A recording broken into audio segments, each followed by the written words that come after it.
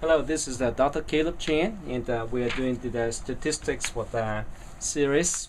And today we'll be talking about the quartile measures, and then we'll also talk about the Tukey Rule as a rule, a tool to help us determine if there are any outliers embedded in a data set.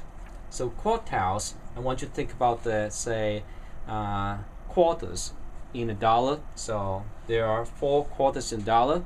So as such, there would be, say, 4 quartiles. So we have the second quartile, Q2, which is the same as the 50th percentile.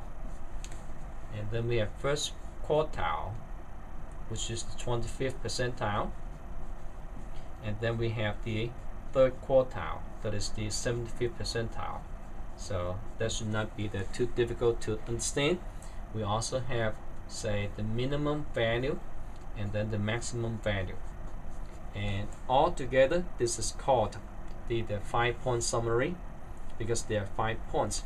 And we summarize the data distribution using these 5 measures. And notice how we have not included the mean nor the standard deviation, but we're able to define the data distribution using these 5 points.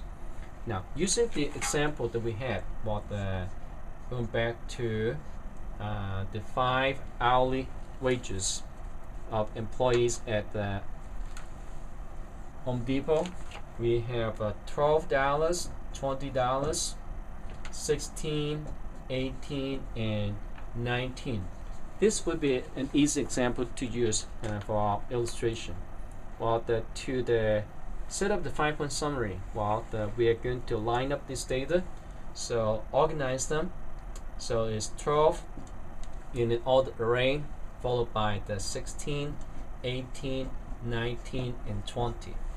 And the median is the number that is right in the middle. So the Q2 is 18, and the mean is 12, and the max is going to be 20. And Q1 and Q3, they're respectively, say, the number between the minimum and the median, the one at the middle. Because we only have 5 data points, that makes it a lot easier. So that would be 16, and then the other one would be 19. So out of this 5-point summary, we know how big is the spread. The range is about 20 minus 12, that's 8. But we also want to be able to not be influenced by the extreme values, if they are extreme values. So we're only looking at the center, 50%. So the IQR, interquartile range, is defined as Q3 minus Q1. I hope you're able to see that. And is equal to 19 minus 16, which is equal to 3.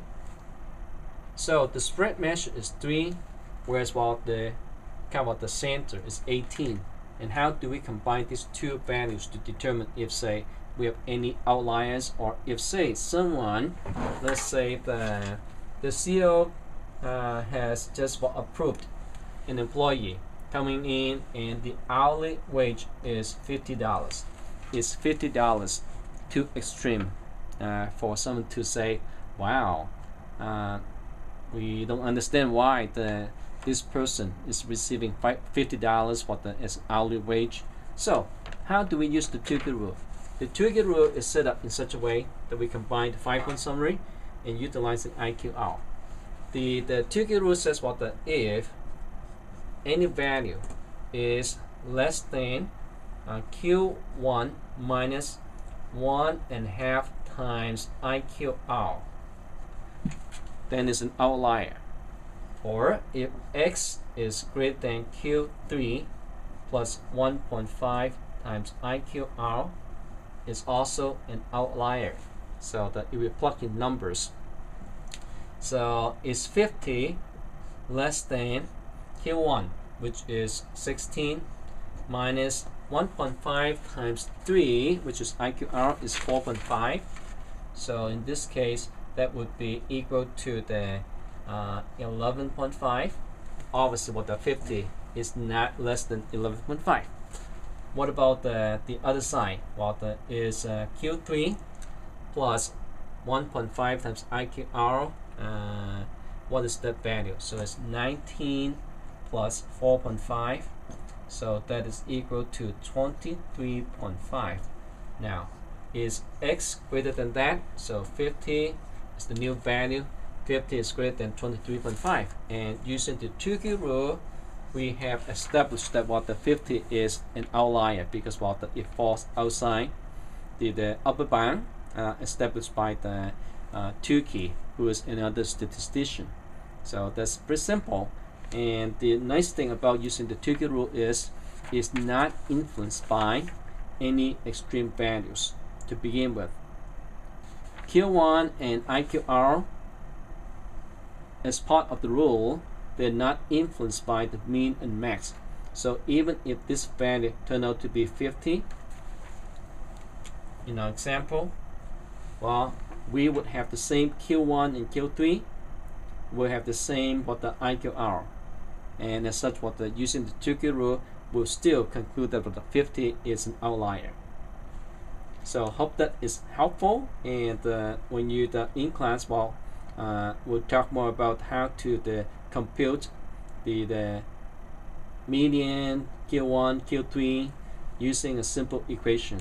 And that looks like this, and we have to determine the position. So Q1 position is going to be the something like well, why don't we just leave it for class, and we'll stop here.